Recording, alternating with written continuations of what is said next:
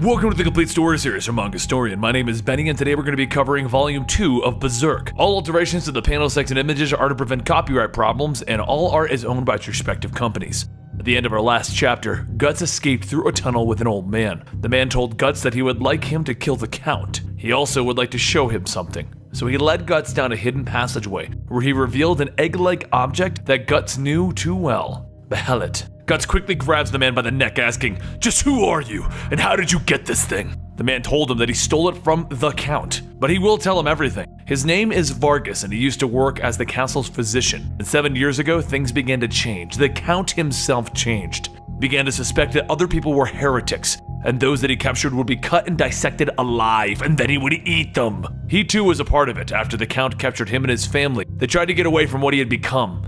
And in return, the Count cut off pieces of him. He then made him watch as he ate his family. Vargas says that he only managed to escape because of a drug that he concealed that allowed him to fake his death. And so when the opportunity came, he left the castle, taking that thing with him. So since then, for 7 years, he's researched every aspect of religion and the occult, but still he has been unable to find out what this thing is. And Guts tells him, it's a key that opens a portal to another world that overlaps ours and summons demons. Demons who manipulated the dark side of human history, the 5 members of Godhand. Meanwhile at the castle, Zondark gets up still injured from Guts, shouting, "Kill, kill, kill!" Zondark begins to knock things over and people away until the Count enters, asking, "What is going on?" Zondark continues shouting, "I will kill the Black Swordsman!" And then the Count tells everyone to leave the room. Zondark starts hitting his head against a pillar, and the Count grabs him asking, "Do you really want to kill him?" And Zondark tells him, "Yes, I'll do anything!" The Count tells him, "I will grant you a wish." And he begins to hold Zondark's head close, opening his mouth. A creature begins to worm its way out of the Count's mouth, and the Count tells him, take his demon inside of him. Back at Vargas' home, Puck begins making faces at the Behelit, saying that it's a nice piece of artwork. But Guts kicks him away, telling him that it's not art. That thing is alive. Puck begins to complain, "Well, why didn't you tell me that before? I was touching it!" And Guts tells him, it may be alive, but it's no danger in its current state. It's kind of like a tool. Guts then asks, how was it that the Count came across it? And Vargas says that the Count bought it by chance. A caravan of merchants came to the castle, and they even said they didn't know anything about it. While Guts begins to wonder if it was really by chance, Vargas pulls out a map and begins to show him the secret passage. Then he begs him, because he's waited for this day for 7 years. Avenge him! Vargas grabs Guts by the shoulders, and Guts pushes him to the ground, telling him, "Do not touch me!" Puck then grabs his cloak, asking how come he's always picking on people, and Guts just flicks Puck away. "I won't avenge you, but I will kill the Count, all the same." And then Guts begins to hear something, and a giant figure comes crashing through the wall swinging an axe. He looks up and he sees that it's Zondark, and Zondark swings again. Guts manages to deflect the hit, but the power of it sends him to the ground. He then starts to get back up. He gets it now. This guy isn't even human anymore. Zondark tells him, "I will cut you to pieces!" And he begins to swing down his axe. Guts begins to get back up and he swings his massive sword, cutting off the arm holding the axe. Zondark begins to laugh. And then where his arm was cut, something begins to crawl out of it like lumps of flesh. It grows bigger and longer, and it picks up the axe, and Zondark yells, "Kill!" Guts begins to lick his lips, and then he readies himself in a stance, holding a sword behind him. Zondark begins to whip his arm around with the axe, and Guts blocks the attack, but he is still pushed back, and Zondark continues to whip his arm around. The wild swings begin to cut and break everything in the room, and Guts blocks every attack faster than the eye can see. The attacks continue over and over, and then Guts sees his opening, and he moves in for it. He appears behind Zondark, and he cuts off his other arm. He then crouch swings his sword upwards, slicing off part of Zondark's head. The cuts that Guts made begin to pulse, and then a head pushes itself out, telling him, "Not bad for a mortal." The demon begins to taunt Guts, telling him, "You have impressive skills. Surely no human can defeat you, but you being a mortal human will be your downfall." Zondark gets ready to attack again, and that's when the ceiling begins to cave in from all of the damage, and it falls directly onto Zondark. Vargas opens up a trap door, telling Guts to hurry, and the 3 of them escape into the sewers. As they get out, Vargas asks if that was the Count, and Guts tells him, "No, more like my demon, really. This is where we part, so if you don't mind giving me the Behelit, think of it as a down payment for killing the Count." And then Guts leaves, and Pucks tells Vargas to take care of himself. But before Vargas can leave, the fleshy arm creeps up from the waters and grabs him.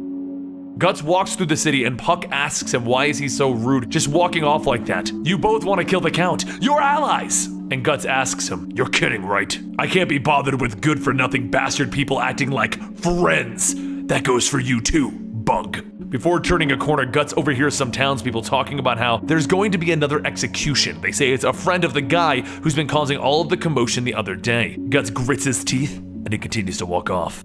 Later, Guts starts to prepare for his fight by setting and arming his crossbow, and Puck tries to get his attention asking him something, but Guts just ignores him. After getting frustrated with no answer, Puck tells him, fine, I could take a hint, and he flies off. But after Puck flies off, Guts takes off his mechanical arm, and he touches the missing part of his arm, and he thinks back to Vargas, thinking how they both have similar wounds, and then he touches his brand. The voice of Vargas telling him to avenge him rings through his head, and Guts punches the wall next to him. Later, during the execution, Puck watches trying to figure out what it is that he can do, and as he looks at the crowd, he sees Guts standing in an alleyway. He flies down telling him, I knew you would come, so what are you gonna do? But Guts begins to smile, telling him, you got it all wrong. I just came to watch him die. He then motions over to the castle and he tells Puck to look. There's a trap set over there for when I actually go out. The soldiers will come bursting out to capture me. But if you want to do something so badly, why don't you save him? Guts begins to say how a misfit like Vargas can't even swing a sword, so it's pointless to think about how he could defeat the Count. Ambition comes with a price, but the reward for ambition too great is self-destruction. Puck begins to feel all of the emotions that Guts is displaying, dark and violent emotions, self-hating and destructive. Is this the source of Guts' strength? Puck then tells him that he must be afraid of the Count then. Afraid of losing a battle like Vargas? If so, why even come here? Guts grabs him, telling him, you talk too much. And then Puck bites down on Guts' hand, freeing himself, telling him, you're just a selfish bastard and a chicken. As Puck flies off, Guts wonders what he should be feeling. Is it compassion? Puck watches from above the crowd as the executioner readies his axe for a swing, and then he looks over to Guts, who was just standing there. Puck decides that if Guts won't do anything, he will. And just as the executioner holds his axe up, Puck flies in and bounces off of the axe. The Count tells him to hurry up and finish this, but Vargas yells out to Guts and begging him to hold up this devil's severed head for everyone to see. Then the executioner swings, and Vargas's head flies off. Guts watches and then begins to leave, but as he walks down the alley, he sees a creature that's been haunting him. And when it turns its head to him, Guts sees that it's Vargas's face instead. Guts falls to his knees and all he can hear is Vargas stating, hold his severed head! Hold his severed head! Hold his severed head! Later that night, the guards begin to take Vargas's body and head to the pit. But as one of the guards looks at Vargas's face, he then sees a giant shadow looming over it, and then he sees Guts' face. After killing the guards, Guts looks at Vargas's head and he says, he won't fail, like him. Soon Guts begins to see something. He sees the souls of all of the dead bodies in the pit, and they begin to grab a hold of Guts, telling him, revenge, revenge, we want revenge, together. But as Guts stands, his arm twitching, he screams, no! The spirits begin to scatter, and Guts shouts, we'll never have anything in common, you're all dead. This is my fight, a person of flesh and blood. That's right, I'll do it myself. I will kill the Count with his own flesh and blood. Meanwhile, back at the castle, the Count captures Puck and puts him in a cage, and he begins to take him somewhere else in the castle. He then opens up a locked door, and inside of that door is a young girl sitting on a bed. The girl looks up, says, Father, and the Count says that he has something for her. He then hands her the cage where she sees Puck. The young girl, Teresa, says, thank you. And the Count tells her, be patient. I can't let you out of this room and into an impure world overrun by filthy heretics. He begins to reach out to touch her, but Teresa pulls away and he asks, still, you won't let me touch you? He tells her, so be it. It's getting late, so good night. And then he leaves. Down in the lower part of the castle, Guts makes his way through the secret passageway that Vargas had shown him until he hears something. He looks up and he sees Zondark, but this time the flesh has oozed out of every part of his armor, and now his other arm is just as long as the previous one. The demon tells him, no more games, and he starts to flail his arms, destroying everything around him. Guts pulls out his crossbow and he begins firing bolts into Zondark's chest. With so many bolts, it knocks him over. He then loads up more bolts, but the demon starts to whip its arms around again. Once loaded, Guts continues to fire until the demon stops moving, and then he makes him move. He grabs his sword and he charges up the stairs, slashing down onto the demon. The body part he cuts off rolls to the edge of the stairs, and Guts just watches. And once it's out of sight, he continues walking. Just as he begins to put his sword away, a fleshy arm comes whipping back up, hitting Guts in the head. And as he falls down, the arms begin to climb back up. Soon a giant fleshy body crawls above him, telling him, unless you cut off the head, I'll just keep regenerating. But as the demon finishes his sentence, a sword slices into his head, and Guts tells him, thanks for the tip. He then begins to lift the sword up, ripping the head off. And as it starts to crawl down his sword, he turns and slams the broadside of the sword against the wall, and the demon's head slides down it. The demon then says, "One thing, it's not over yet. I'll be waiting for you upstairs." Guts tries to walk up the stairs, but he's lost so much blood that it's making him weak. He tells himself that he can't give up, and then he begins shouting, "I will skewer him! I will skewer his head on my blade!" Back upstairs, Teresa opens up Puck's cage, and she tells him that she understands if he doesn't trust her. She is the Count's daughter after all. Her father has been such a different person ever since the day that her mother died 7 years ago. Teresa begins to state how her mother was kidnapped by pagan worshippers, demanding to let them practice their faith freely. The Count didn't give in to their demand, and then her mother was sacrificed as an offering to the evil god. Since then, he's been hunting heretics, but lately, it doesn't even matter if they're heretics or not. He just seems to enjoy hurting people. It's like he's not even human anymore.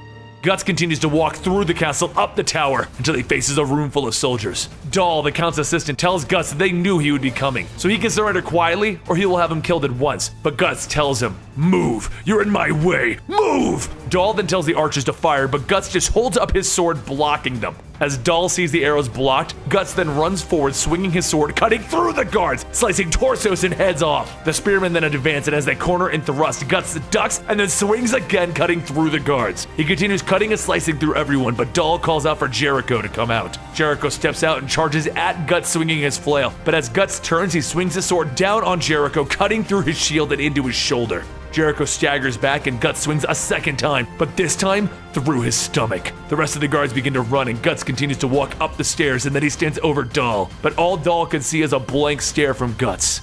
Up in the tower, Puck and Teresa continue to talk, and she tells him how she's never been able to leave this room for the past 7 years. As Puck looks at her, he sees this child has a sober eye as she looks out of her window. And that's when they hear something. The guards below talk of a burglar, but Puck knows it is not a burglar, it is Guts, and he tells her that she needs to let him out. So she lets Puck out, and after shutting her window, he knocks on the window and tells her that he forgot to tell her. He'll be back, and he'll take her out of here. Alrighty then, bye!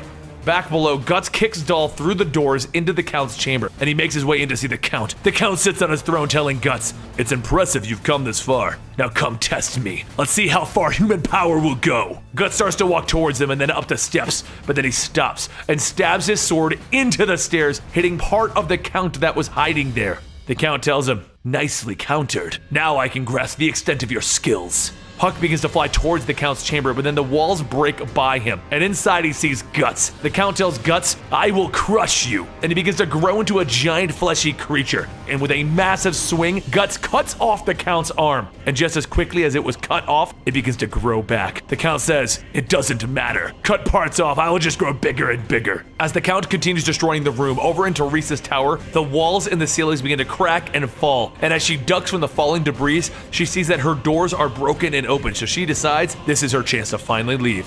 Back in the Count's chambers, he starts thrashing about trying to catch Guts, but Guts begins to dodge his attacks and begins to hide behind a pillar. As the Count starts to search, Guts sees Dahl, and he has an idea. The Count sees Guts' cloak behind the pillar and begins to crash into it, causing it to fall on top of Guts. And then the Count looks at the body and sees that it was Dahl wearing Guts' cloak. Just as Guts comes rushing out, swinging and cutting off the front tentacles of the Count. The Count then turns, grabs Guts, and slams him into another pillar. Guts begins to gather himself and stand up, and the Count tells him, "It's pointless. You can never win, and you can die knowing that you at least inflicted one attack on me." He then swings and knocks Guts away, but before Guts can get back up, the Count grabs one of his legs and begins to whip him across the room, hitting him into pillars in the ground. As he holds up Guts' lifeless body, the Count tells him, "It seems you still won't drop your sword, so I will just have to finish this." And he slams Guts one more time into a pillar, letting the blood pour from him. And then the Count begins to laugh as he towers over Guts' defeated body.